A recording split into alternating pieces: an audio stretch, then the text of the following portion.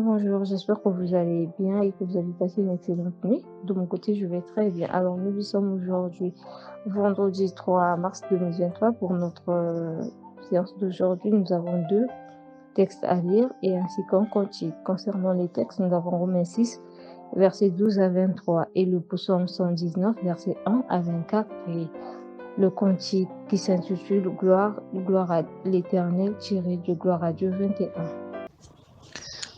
Cantique 21 du recueil Gloire à Dieu.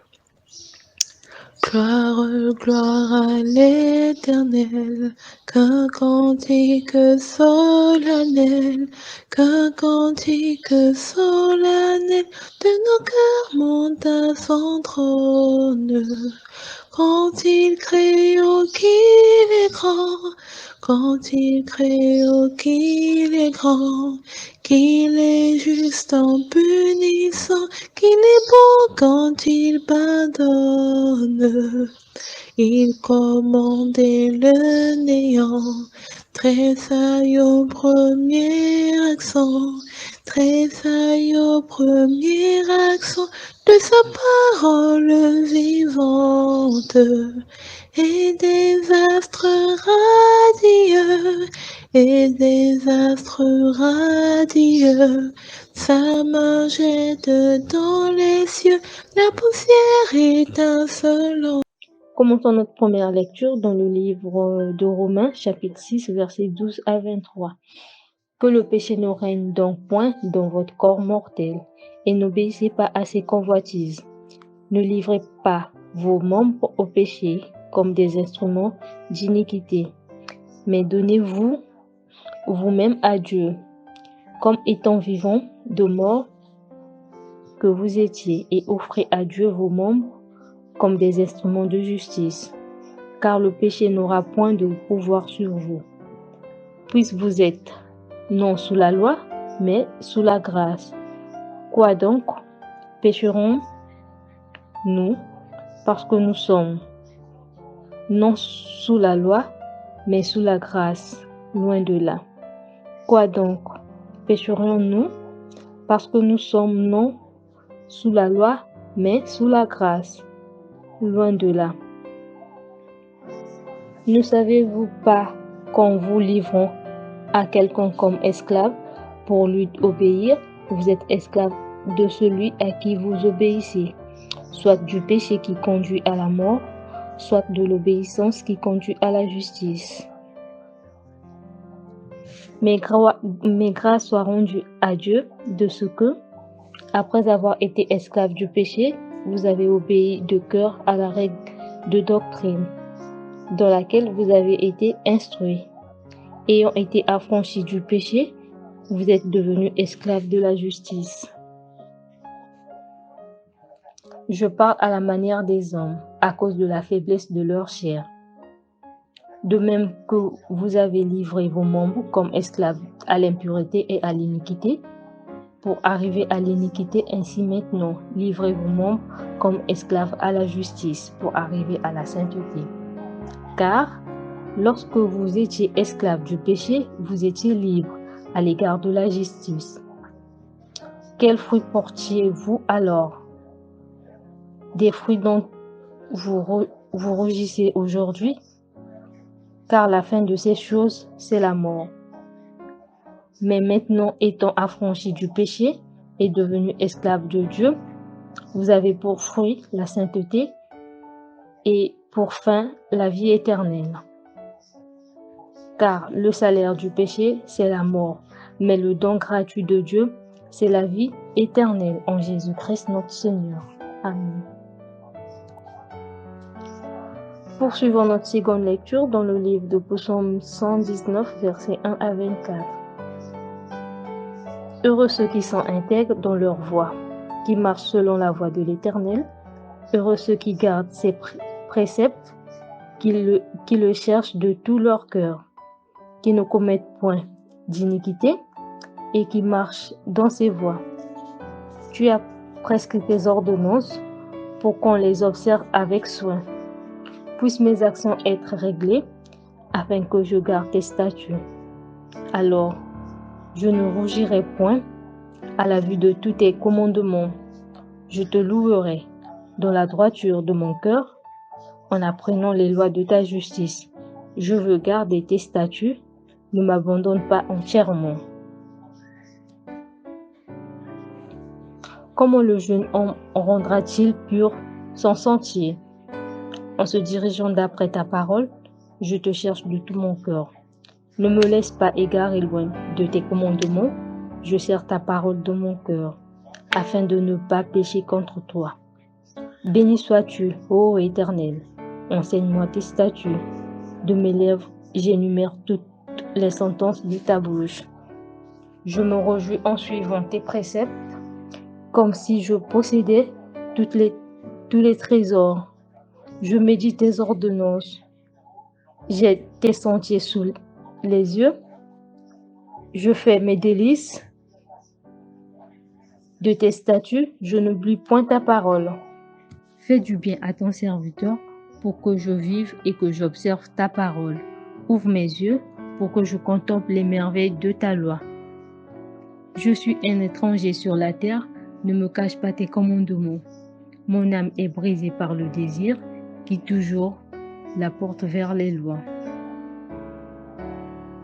Tu menaces les orgueilleux, ces maudits, qui s'égarent loin de tes commandements. Décharge-moi de l'opprobre et du mépris, car j'observe tes préceptes.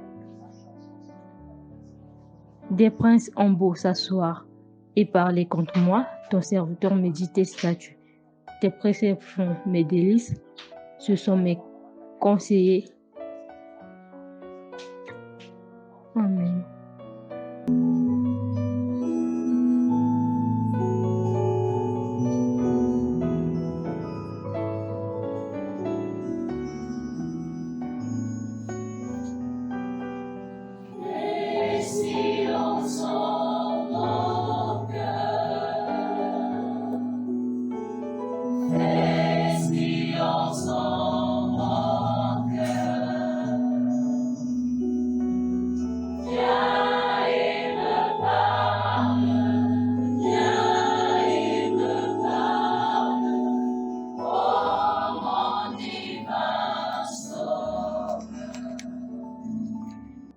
Bien-aimés sœurs et frères, amis des minutes bibliques, nous vous souhaitons la bienvenue à ce temps d'échange, ce temps d'édification qui ce matin portera sur l'épître aux Romains, le chapitre 6 des versets 12 au verset 23. Bien-aimés, le texte dont vous avez entendu la lecture nous parle de l'attitude que le chrétien devrait désormais avoir vis-à-vis du péché et d'une manière générale de la conduite que le chrétien doit avoir dans la société ou dans sa marche avec le Christ. Dans ce passage, Paul s'adresse à des personnes qui ont fait déjà l'expérience de la nouvelle naissance, des personnes qui ont été touchées par la parole prêchée et qui sont revenus ou qui ont fait, leur repentance, donc qui se sont décidés, qui ont accepté de suivre désormais Jésus-Christ. Paul demande à ces personnes-là de ne pas laisser le péché régner sur eux pour être emportés ou pour être soumis au désir de la chair ou à leur désir ou au désir du péché, à tout ce que le péché pourrait les amener à faire. En effet, dans la parole, il nous est dit que chacun est esclave de ce qui a triomphé de lui. C'est dire que l'homme peut bel et bien végéter dans le péché si le péché triomphe de lui. Mais si par la grâce de Dieu, nous avons eu la victoire sur le péché, c'est que alors nous pouvons toujours continuer par avoir cette victoire dans toutes les tentations qui pourraient se présenter à nous. Et l'apôtre va exhorter ses lecteurs à ne pas utiliser leurs membres, à ne pas mettre leurs membres au service de l'injustice, parce que ces membres ne leur appartiennent plus à eux-mêmes, mais ayant fait leur repentance, ils appartiennent désormais tout entier à Dieu et ils doivent donc se conduire comme étant des instruments de Dieu. Et le péché ne devait plus avoir une quelconque force, le péché ne devait plus décider de l'orientation que prendrait leur vie, mais c'est plutôt la grâce de Dieu qui devrait couler en eux et qui les conduira dans les bonnes voies du Seigneur. La grâce, justement, lorsqu'on en parle, elle peut être mal comprise parce que pour beaucoup de personnes, ou pour certaines personnes, je dirais plutôt, la grâce s'apparente à cette chose qui est disponible et qui fait que nous pouvons vivre comme nous voulons. De toute façon, nous avons la grâce, donc nous n'avons pas un effort complémentaire à faire. Bien-aimé, le Seigneur nous a fait la grâce, mais n'oublions pas que parce qu'il nous a fait la grâce, ce qu'il attend de nous, c'est que nous lui appartenons. La grâce n'est pas une porte ouverte à tout ce que nous voulons ou une porte ouverte à la désobéissance. Ce n'est pas parce que nous avons bénéficié de la grâce de Dieu que nous devons agir comme si, voilà, il n'y a plus aucun contrôle ou il n'y a plus lieu d'obéir. Bien plus, c'est parce que nous avons la grâce, surtout parce que nous avons la grâce, que nous devons veiller sur notre conduite en comptant sur l'aide du Seigneur, parce que nous avons été libérés de la puissance du péché par la grâce justement, pour que nous appartenions désormais à Christ. Et le péché nous a conduits à faire des choses qui sont désagréables au Seigneur. La conséquence même du péché, le salaire du péché, c'est la mort. Mais comme la parole nous le dit, le don gratuit de Dieu, la grâce de Dieu, ce qu'elle engendre dans la vie de ceux qui l'acceptent, de ceux qui la reçoivent, de ceux qui la chérissent et qui agissent comme l'ayant vraiment reçu, et que cette grâce leur ouvre la porte de la vie éternelle en Jésus-Christ, notre Seigneur. C'est donc à cette exhortation que l'apôtre Paul nous appelle ce matin.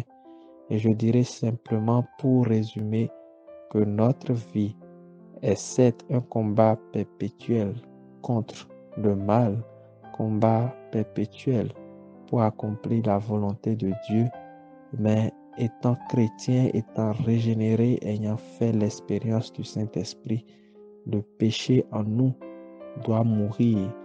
Nous devons vraiment montrer par nos actes que nous avons été affranchis de l'esclavage du péché et que désormais Christ est le seul qui règne et qui conduit nos vies. Que la grâce de Dieu nous accompagne au quotidien et que nous y marchions fidèlement. Soyez bénis au nom de Jésus-Christ. Amen.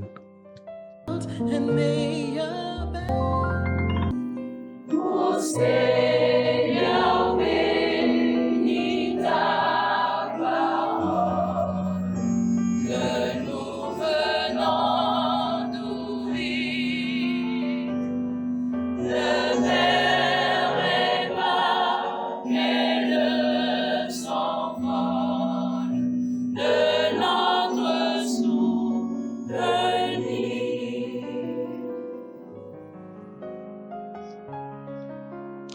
Merci pour l'attention et que la paix du Seigneur soit avec vous.